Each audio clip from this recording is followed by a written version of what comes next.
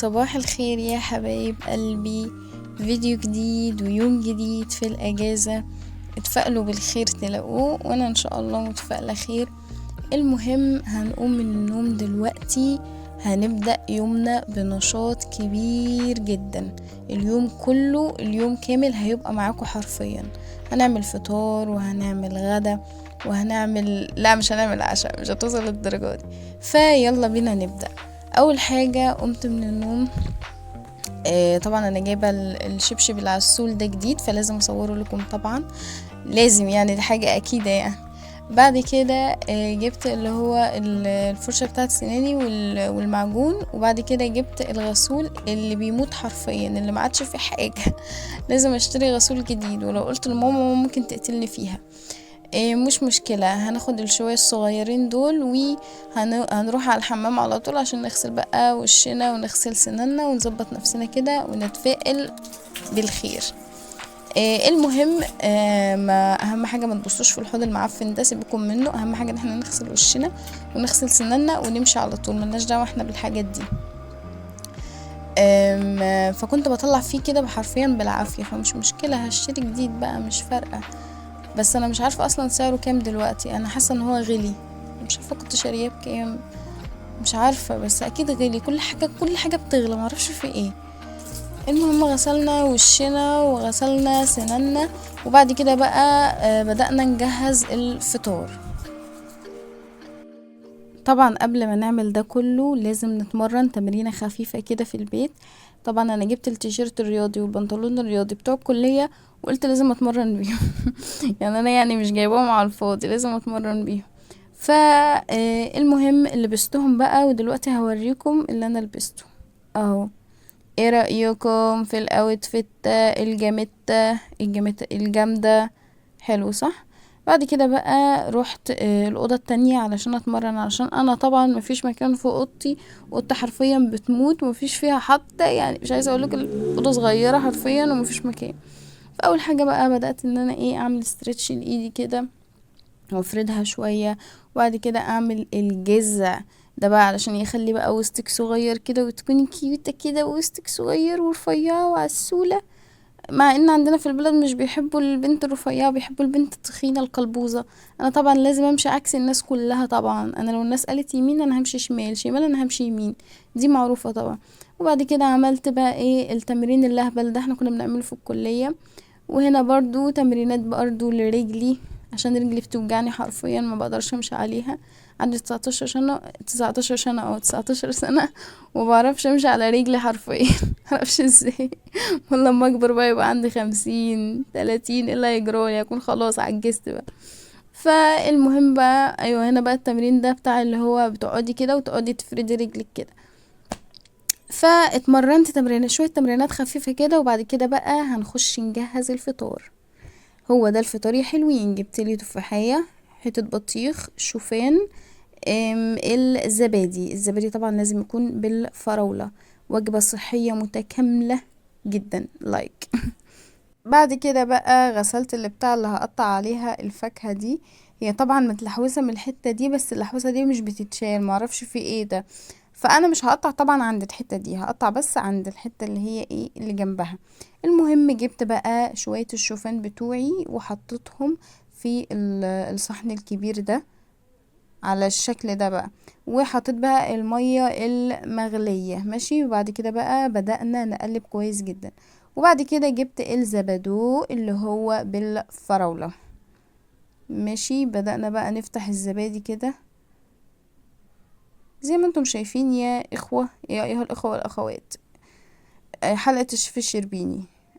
ايوه. وبعد كده بقى بدأنا ننزل المية دي، مع ان الدكتور منعني من اي حاجة فيها البان، بس مش مشكلة، عادي سيبيها على الله بعد كده بقى نزلنا الزبادي، وبعد كده بقى هنقلب ده كله في بعضه. هنخلط الخلطة بيضة بالصلصة دي، انا اصلا ما كملتوش والله ما كملته.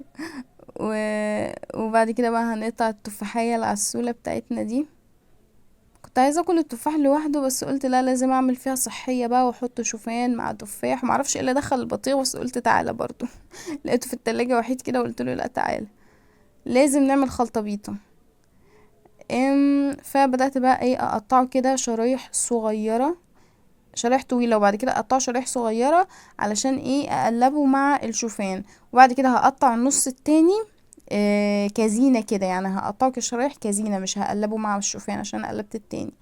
هقطعه بقى ايه كزينة كده، احط كزينة، وبعد كده احط البطيخ برضو كزينة، يعني يعمل شكل بس وكده. بدأنا بقى نقطع 1 2 3 أر... 4 5 6 7 8. بس يا ستي. ايوه هنا بقى كنت قطعت كل حاجة ونزلت بقى على الشوفان، وبدأنا نقلب الخلطة بيضة. وبعد كده بقى ده النص التاني حطيته بقى كتزيين للطبق زي ما انتم شايفين كده. زينا الطبق بتاع الشوفان.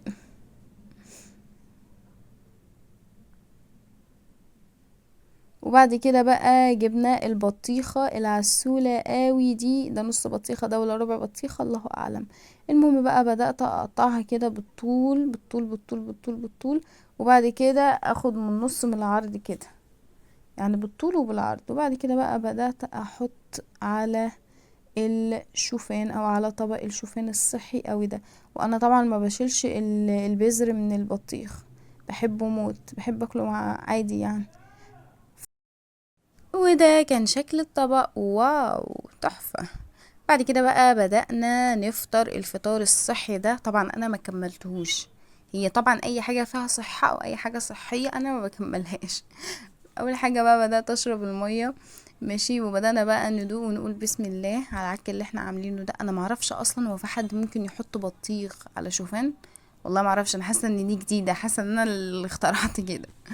معرفش، المشكله ان انا ما بجيبش حاجه اصلا من على النت، يعني انا بجيب من دماغي اي حاجه كده الاقيها من دماغي واقوم جايه احطها. قلت لا احط بطيخ مع مش عارفه ايه، لا، في ثانيه تيجي الفكره احطها على طول. فهو الصراحه كان طعمه حلو، بس اللي كان اطعم حاجه وكان ألذ حاجه هو التفاح مع البطيخ، حرفيا كان حوار. انا طبعا ما بحبش الشوفان ده، لازم احطه مع اي حاجه عشان اكله، يعني لازم احطه مع اي حاجه مسكره عشان استطعمه، بس برضه ما استطعمتوش. ده بقى كان شكله، بص هو عك بس مش مشكله. طبعا يا جماعة ده وقت السكين كير، ودي الحاجات اللي انا هستعملها اللي انتوا عارفينها اصلا من الفيديوهات اللي بتشوفوها على قناتي. كنت عايزة اقول لكم حاجة كده قبل ما ابدأ السكين كير، يعني او اعمل حاجة في وشي. انا عاملة لكم فيديو اللي هو جولة في الأوضة. انا غيرت اصلا الأوضة، يعني احنا دهنا الشقة من جديد، فغيرت بقى دهان الأوضة للون اللي انتم شايفينه ده. وشلت بقى انتوا عارفين الخرام اللي فوق اللي عند الحيطة دي مكان الستارة. فكنت شايلة بقى كل حاجة، والازاز من الشباك وكل حاجة متشالة حرفيا. فلسه بقى بنجهز، فانتظروا الفيديو خطير جدا. وعلقت هنا روافع جديدة ومظبطة الدنيا خالص، فالفيديو بقى هينزل بعد الفيديو ده، فانتظرونا بشدة. ولازم تشتركوا في القناة عشان في فيديوهات خطيرة منزلها في الأجازة. فيلا بينا بقى نبدأ. هنحط السكين كير. قلنا بقى الأجازة عاملة ازاي معاكم، الدنيا عاملة ازاي، الدنيا حلوة ولا خربانة، بتعملوا ايه في الأجازة، بتتعلموا لغة جديدة،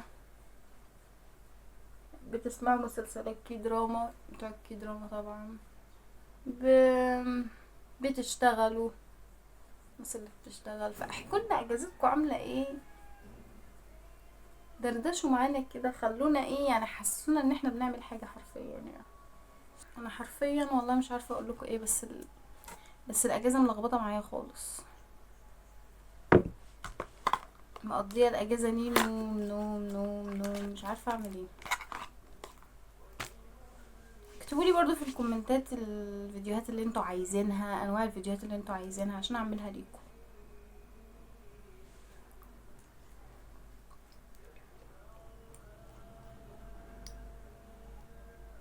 بس انا عايزة اطمنكم، الحمد لله نجحت يعني. الحمد لله يا رب. احنا ما كناش متوقعين ان احنا نعدي من سنة تانية دي. حرفيا دفعتنا اكتر دفعة تعبت، بالذات بتوع تربية رياضية بالذات يعني. اكتر دفعة طلع عينها في المحاضرات والامتحانات النظري والعملي وتهزيق الدكاترة ومش عارفة ايه، بس الحمد لله عدينا منها على خير. داخلين بقى للأسوأ، داخلين بقى التخصص. التخصص ده بيقولوا 3 ساعات ولا مش عارفة 4 ساعات في المحاضرة، مش عارفة. واحنا مش خايفين من المحاضرات النظري، المحاضرات النظري دي بالنسبة لنا لعب عيال حرفيا، اللي بيخوفنا العملي. انا مش عارفة اتخصص ايه بقى. احنا كتربية رياضية بنتخصص مهارة معينة عندنا في الكلية، زي مثلا جمباز، سباحة، كرة طايرة، كرة تنس، كرة يد. تخصصي بقى في اي مهارة عندك، وبعد كده بتشتغلي بيها. تخصصي كاراتيه تبقي مدربة كاراتيه، تخصصي تايكوندو مدربة تايكوندو، تتخصصي مثلا جمباز مدربة جمباز، طايرة، تنس، مش عارفة ايه، سباحة مدربة سباحة. معظم دفعتنا بتحب السباحة، معظمهم مش كلهم. انا مش من ضمن الناس اللي بتحب السباحة خالص خالص، انا معدية فيها بالعافية. كده فيها مقبول في سنة اولى وفي تانية، قلت الحمد لله يا رب، الحمد لله. والله بحمد ربنا ان انا عديت منها اصلا. يا مادة اعوذ بالله.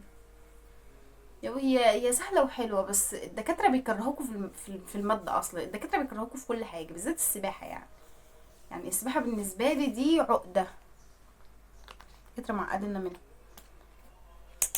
فوالله يا ولا مش عارفة اختار ايه. اقترحوا عليا. قولوا لي اختاري كذا كذا، مستقبلي ما بين ايديكم. والله بجد انا مش عارفة انا دخلت الكلية دي ليه، والله ما عارفة.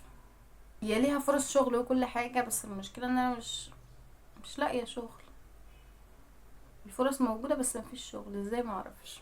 والله نزلت ادور على شغل في الاجازة دي، شغل في جيم طبعا، مش هشتغل انا في محلات وهدوم وكلام من ده. دورت على شغل في جيم، كلمت جيمين 2. اول واحد قال لي انت كويسه وبسم الله ما شاء الله عليكي ومش عارفه ايه، وقلت له ان انا واخده كورس مدرب شخصي، وقال لي برافو عليكي، وقعد يمجد فيا شويه. وفي الاخر قال لي هنشوف كده وهنبقى نكلمك. بعديها ما كلمنيش. انا عارفه والله. وبعد كده كلمت واحد برضو على الواتس، واحد تاني بقى صاحب جيم تاني، لقيته قال لي تعالي انترفيو هنشوفك عامله ايه. المهم رحت وخدت الوالده العزيزه معايا، عشان طبعا انا ما بمشيش من غير ماما. لقيت راجل كويس يعني، هو كلامه حلو وكل حاجه. بس بيقول لي بقى ايه، بيقول لي انت ناقصك خبره وناقصك مش عارفه ايه. قلت له يا عم طب ما انا واخده الكورس اهو. قال لي الكورس ده مش كافي ومش عارفه ايه. قلت له طب خلاص خلاص.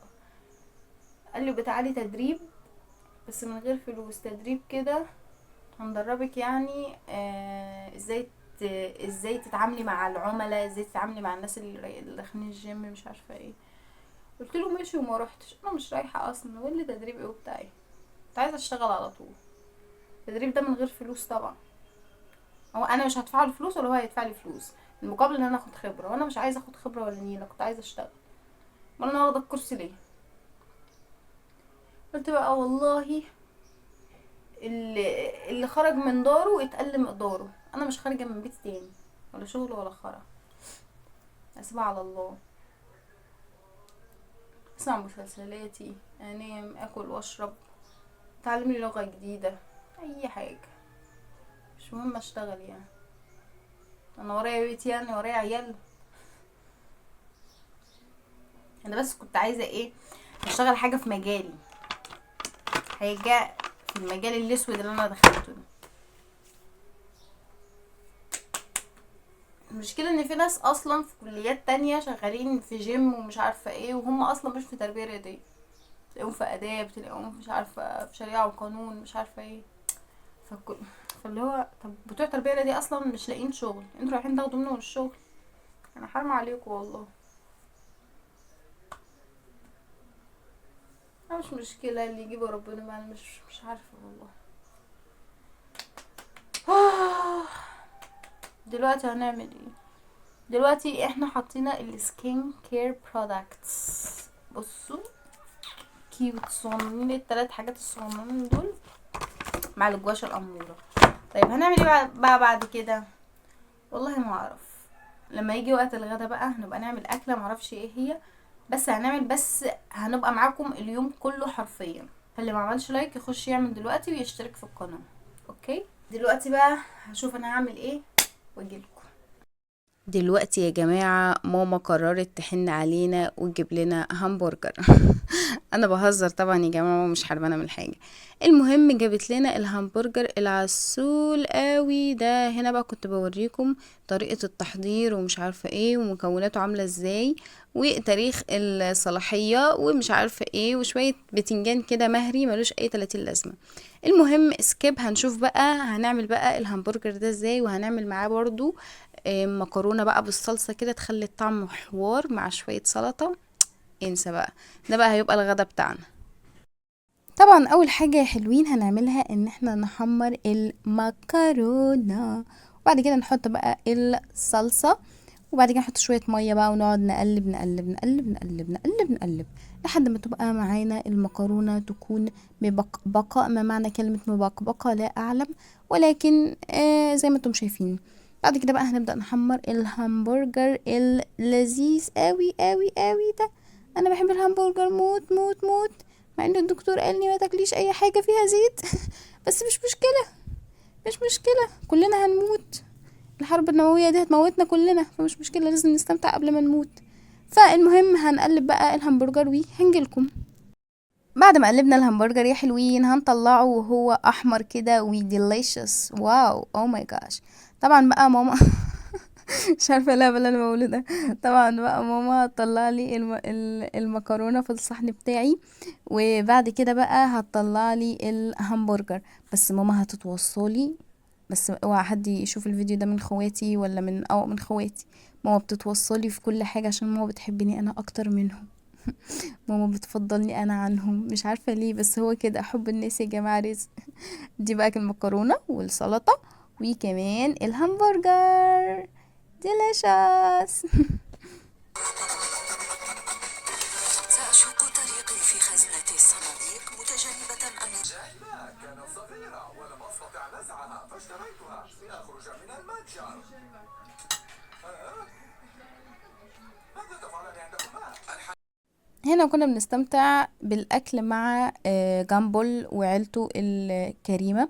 فالهمبرجر كان طعمه حلو قوي يا جماعة، والمكرونة وكمان السلطة، فبجد استمتعت جدا بالطعم. فكده يكون انتهى الفيديو بتاعنا يا حلوين، نشوفكم في فيديو جديد يا حلوين، ومع السلامة. أنيا.